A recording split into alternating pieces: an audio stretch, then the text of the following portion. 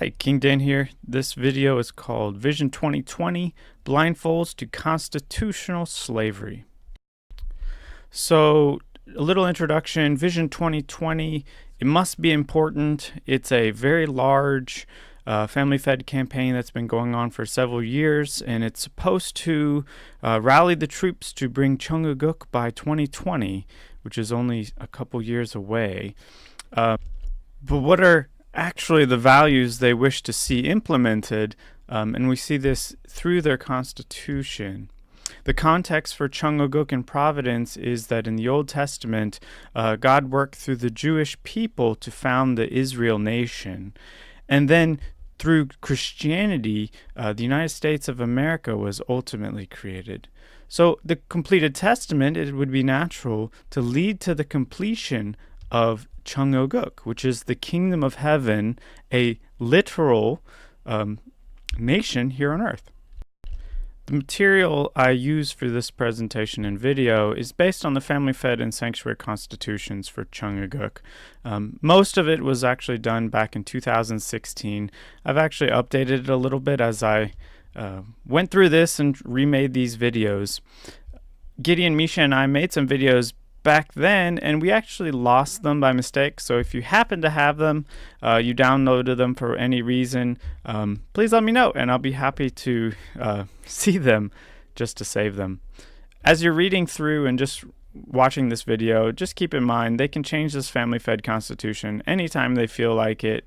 And so really focus on the spirit that's expressed in the text and which one leaves you free as a human being and which one doesn't.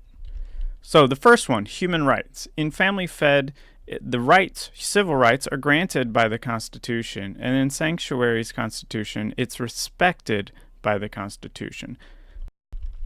This is a very fundamental difference that I'm not going to go deeply into, but basically, if someone can grant you rights, they can also take away those rights. It's the same principle, just in the other direction. So if the family-fed constitution is the one granting you civil rights, by extension, they can also take it away.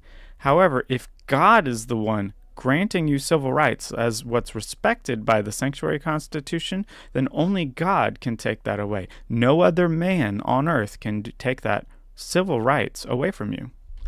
So this is just a perception, organizational styles, and you can read it as you're involved in family-fed activities, looking at the Constitution, how it's set up, and then involved on the sanctuary activities and looking at the sanctuary organization. So in family-fed, it's top-down, it's event-driven. There's always some carrot event next week, next month, next year, and it'll continue on that way for indefinite. And it's always coming from somewhere else. Contrast that in sanctuary. It's a free market environment, and it's a spirit-driven organization of people. Now, organization being the people themselves with their own organizations in a free environment, developing and growing as they think God is trying to do in their own personal life and working with each other in that environment. It's what's called a free market. So faith, if you look at the family-fed constitution, it's basically approved unificationism. The Supreme Council in the Constitution is literally given rights over your life of faith. It defines matters related to faith. And it's also a works-based oriented environment where your deeds, your works are what save you. Things will get better when you do this. You have to do this to please God. This is all just works-based, which is going to be seen throughout. And then sanctuary, it's free market and relationship-based. So free market we've kind of touched on already, but in relationship-based, I'm searching for my relationship with God, and I'm searching for relationships with other people. In the relationships, I find joy. In the relationships, I actually grow and develop who God wants me to be. It's not works-based to-do lists that bring about Cheonguguk.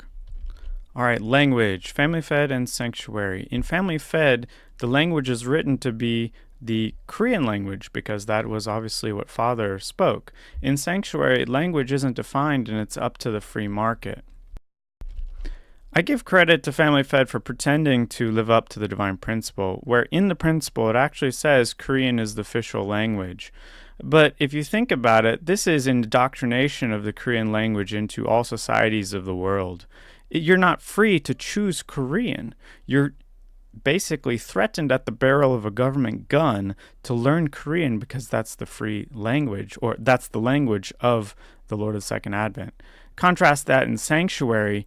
The Korean will always be the original language of the Lord of the Second Advent. So you can say it's always going to be the official language. What people actually speak may change, whatever the free market decides, and that free market is guided by the invisible hand of God. So, economics. Family Fed, Sanctuary. In Family Fed, it's communism. It's straight up communism. And everything is up to law based on the ruling elites of Hak Jahan or whoever else she appoints as heir in the Supreme Council. In Sanctuary, it's the free market. In communism, basically all the planning and distribution of property and decision making happens at the government level, and that's what Family Fed does. They have an organization called the Jeongjae-wan, which is a foundation set up to support and organize and maintain and all the organizations under Chung Il-guk. So Family Fed is literally communistic in its economic model. And if you go contrast that with Sanctuary, it's a free market. Free people decide what businesses they want to run. Free people decide whether they even want to run a business. That's what free people do.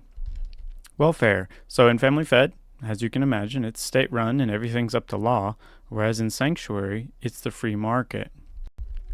In Family Fed, they have an organization called the Cheongjongwan, and this one is basically set up to support and to be responsible for all welfare in the nation. It's a redistribution of wealth scheme. Basically, they get all the money, decide how to distribute that to make sure everyone is fed finely, which means no one is fed at all, in the communistic nation of Family Fed. And in Sanctuary, free people in a free market get to decide how to be charitable to other people. I'm not going to say more about that. It's just you're free to be kind and live out the virtues that are required of you in a honest, true, integrity-based society where people genuinely love each other. Founding textbooks.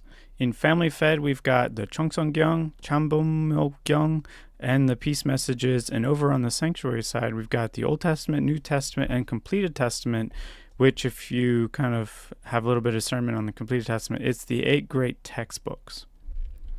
All right, so Family Fed, the Cheongsonggyung has been changed. The Chambomyeokgyung, that came out like several years after Father died. And I'll give the peace messages the benefit of the doubt here that they haven't been raped. So really, you can't consider anything on Family Fed's side as being Father's actual words. Sure, they contain Father's words, but they will contain the words that the leadership of Family Fed wants you to be reading. It'll have the parts redacted, taken out, that were inconvenient truths, and then it'll have the parts that make Mother look good and make the Supreme Council look good. You can't just trust those words anymore because they are not the words that Father said were the everlasting words that were for thousands of years and thousands of generations. Now, if you look over at the Sanctuary side, you've got the Old Testament, New Testament, Completed Testament. So you have all of biblical history building upon each other as the founding documents for God's literal nation. I mean, if you read the Old Testament and New Testament, let's say the New Testament here, Jesus is always talking about let's build the kingdom. And what kingdom is that? That's Father's Chung Il-guk. Chung Il-guk just means the kingdom of heaven. So the Completed Testament is all of Father's words that he canonized, the 8 great textbooks, the works he said was his final words to humanity. What's really sad is the fact that the divine principle, which is Father's foundational textbook, isn't even listed here as a founding textbook of God's literal kingdom. I mean, that should make you kind of have some pause and some questions. So not only do they not have the Old Testament and New Testament, so they erase all of biblical history, but they don't even have the founding textbook that Father wrote in the very first, book, the divine principle. I can't believe it. I can, but I mean, how can you? All right, constitutional style, family fed and sanctuary. In family fed, it's theocratic, it's communistic, and it's fascist. In sanctuary, it's a republic, it's a federalist model, so federalism, and it's a monarchy. I can't take credit for Family Fed's descriptors. Actually, King Gideon described these back in 2016, and I couldn't remember exactly what they were, but even several years later, he remembered exactly. So he's a true libertarian beast there. So a theocracy. What is a theocracy, or what makes it theocratic? Think about the Middle East. What they do is they take what their interpretation is of God's word and they turn that into political law. That is a theocratic system. So they take God's law, turn it into political law. And then communist. How is family fed communist? Well, look at their economic model. It's nothing but communism. And then fascist, I'm going to have a separate video on this, but basically when you look at how Father defines fascism, it's perfect. Read the divine principle. And then over on sanctuary, a republic. A republic meaning in the sense of, there's many different definitions here. So where the people have sovereignty over their government or the state, where this sovereignty is transferred through representatives, but still the sovereignty is maintained on principle with the people. And the federalist model, instead of having a national government over all governments, it's actually a multi-state government where the states delegate powers to a federal government, not a national government. And then a monarchy. Well, why is it a monarchy? Because, well, my grandfather was the king of kings. He chose his youngest son, Hyung Jin Moon, to become the heir to that position.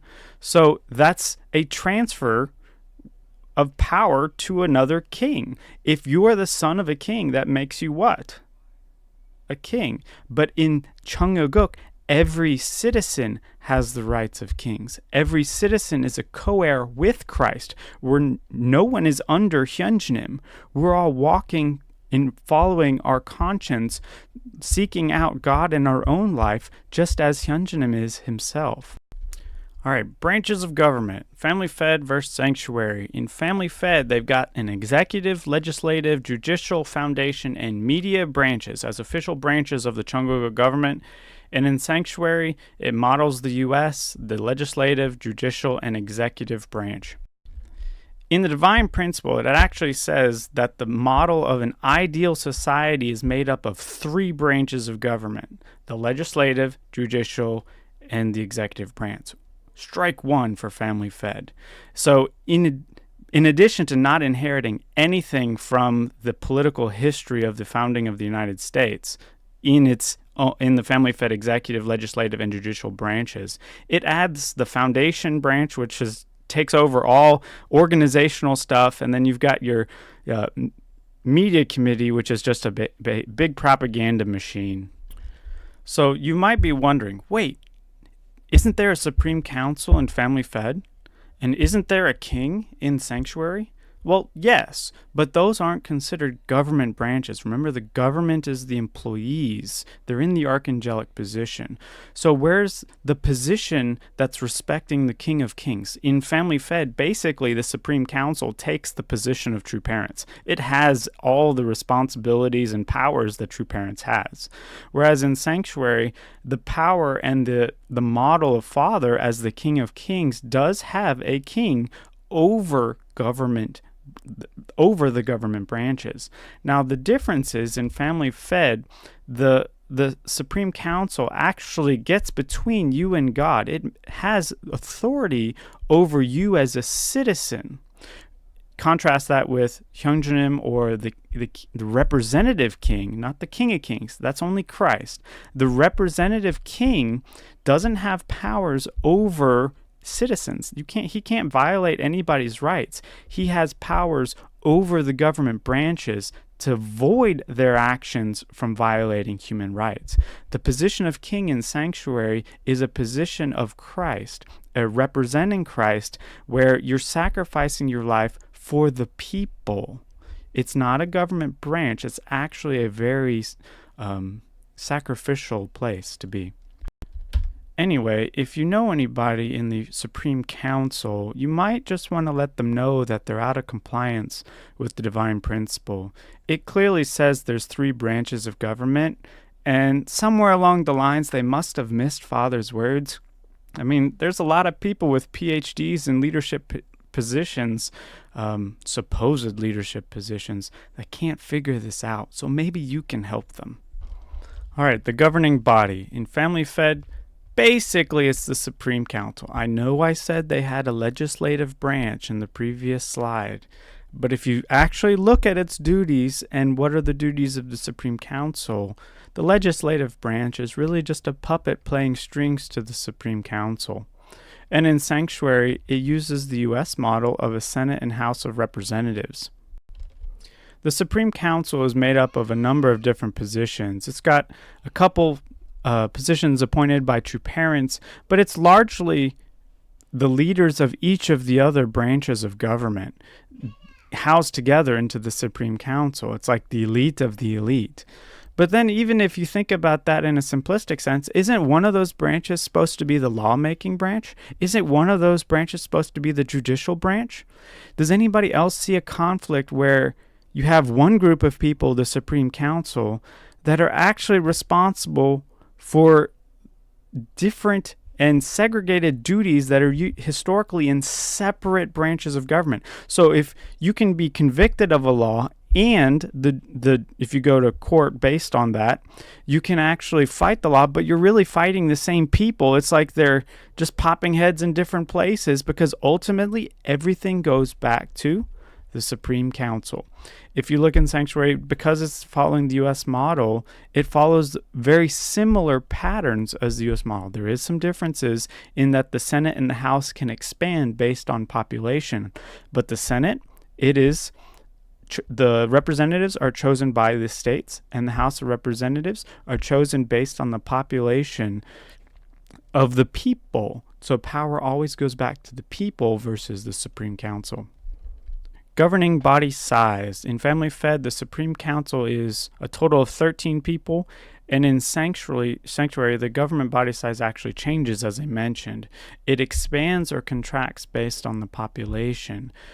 That differs from the U.S. In the U.S., it's a static number of positions that even if the population grows, that the positions stay the same. So basically, if the population grows, your voice becomes more and more meaningless as it just becomes diluted amongst the other people.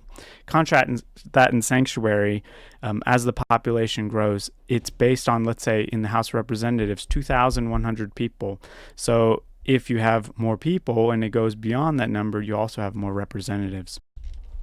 All right, citizenship. I'm going to try not to laugh on this one.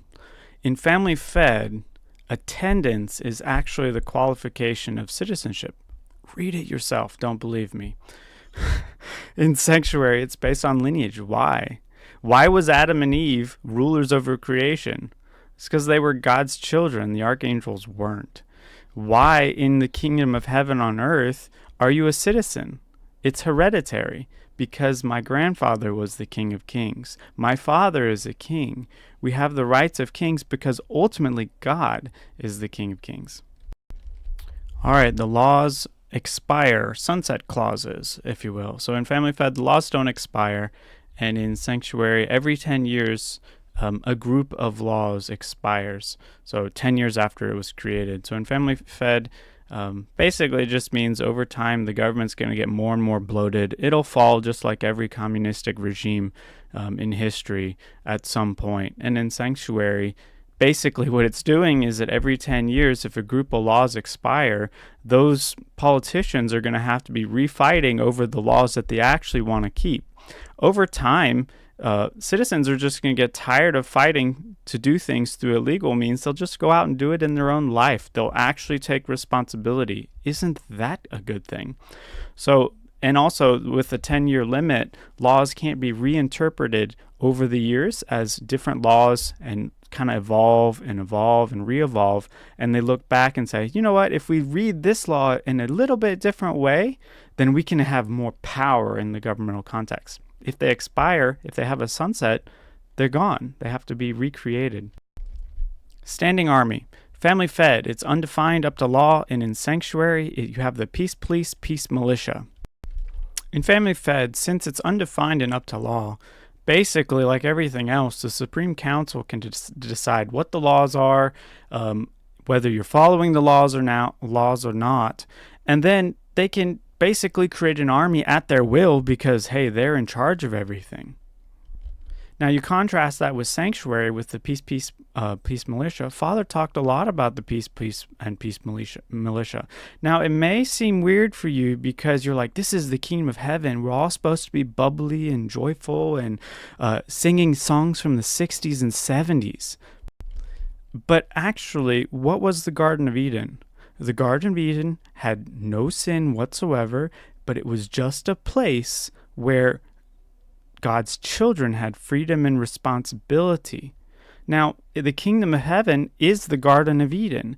It's a place where God's children have freedom and responsibility. Some people will naturally choose evil because free people must have free will. In order to have free will, there is the chance people will choose evil. However, since there's a peace police, peace militia, even when people choose evil, the regular people in society who make up these peace police, peace militias will combat those acts of aggression just like normal people.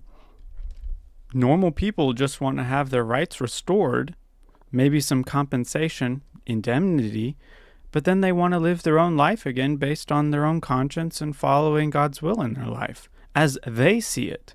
There's not a police state like is largely possible in family fed. In the kingdom of heaven, it's just regular people living their life and then combating evil when evil has been chosen by some.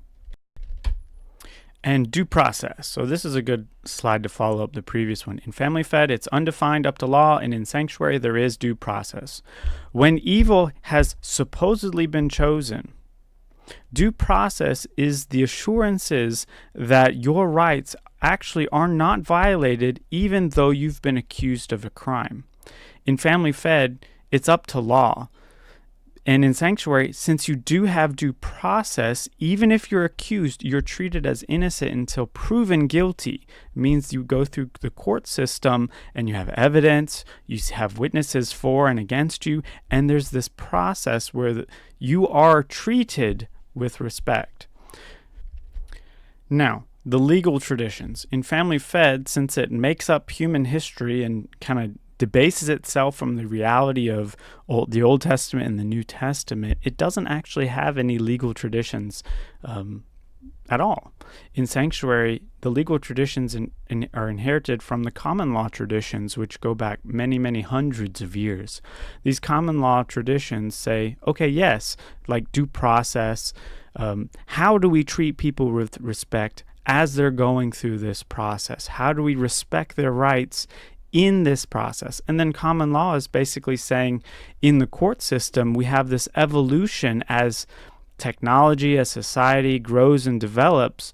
The legal system can keep up with those laws by maintaining and seeking previous laws or court cases as the basis for modern court cases. Property rights. In family fed, it's undefined up to law, so it's up to the Supreme Council. And in sanctuary, property rights are viewed as inalienable and as an extension of the sovereign citizen. I cover more about this in the video I have called The 10 Planks of Family Fed. But basically, to summarize, if you can take my property away from me up to law, then I cannot claim ownership over that property. It's not mine. The government actually becomes the owner. So in sanctuary, it's really the only feasible and integrity-based view of property rights, because since it's viewed as an extension of the sovereign citizen, the government just can't come in and take it. That's my civil rights, that it goes back to my life, which goes back to God giving me ownership over creation freely, simply because I'm a child of God, not because I deserve anything, but because God gave it to me. He didn't give it to the Supreme Council to decide on my behalf. Income and property tax. In family fed, it's undefined up to law, and in sanctuary, it's illegal. So in family fed, since it's undefined and up to law, then anything can happen. Sure, you can have 100% income tax, which is basically the spirit of what family fed is standing for in their constitution. And in sanctuary, since property is considered an extension of the sovereign citizen, income and property tax have been actually singled out specifically as being illegal. And that's the reason. It's because your income is your property. No one can take that away from you. So in conclusion, Vision 2020, this is from the actual documentation that they've presented as the Constitution for God's literal kingdom. Okay, so Vision 2020 is nothing but complete propaganda. If you try to defend it, you try to educate people on it, you really don't know what you're doing. Or you do know what you're doing. You're just serving a different father. So it's this document, this vision, it serves to gather the troops until they're too far gone to notice. You're a slave. It's a slave document. It's a slave vision meant for one thing, which is human farming. So read the divine principle before it gets changed. Even after it gets changed, there'll be still some of us who wants to keep the original version because that's the version Father taught. Because can God's principles really change? Of course not. You have to be an idiot with a PhD probably to believe that the divine principle can be changed. So for me personally, I fully renounce and disavow every aspect of this family-fed constitution. It takes Father's 99% vision and it adds the 1% demonic twist that really I can't even say this 1%. The whole thing is a joke. You read it, it's the flowery language that we all want to hear in the illusion of world peace, but it really isn't. It's a communist slave document, theocratic communist fascist document. If you read their constitution just by disavowing their constitution, it makes me a traitor to their government. So read it yourself. Don't believe me. So just by disavowing this constitution, does that really mean I lose my freedom of speech? Now think about that for a second. All right. If you think I have the freedom of speech, it's because you come from a tradition or you inherited somewhat of a tradition that's not below the formation stage. You're living in a country that respects freedom of speech at least a little bit. Okay. So the vision that you're pushing for when you're supporting Hak Shahan is actually devolved from the vision that you personally hold. So you're a hypocrite. You can't believe in this family-fed constitution. Read it. So in conclusion, only the willfully ignorant can continue to support Hak Shahan. There's so many people, it's incredible, young and old, that want to keep their head in the sand, want to stay out of it. They don't want to deal with the emotions that are involved. They don't want to deal with the theology that's involved. They don't want to deal with the relationships, particularly that of Christ, that's involved.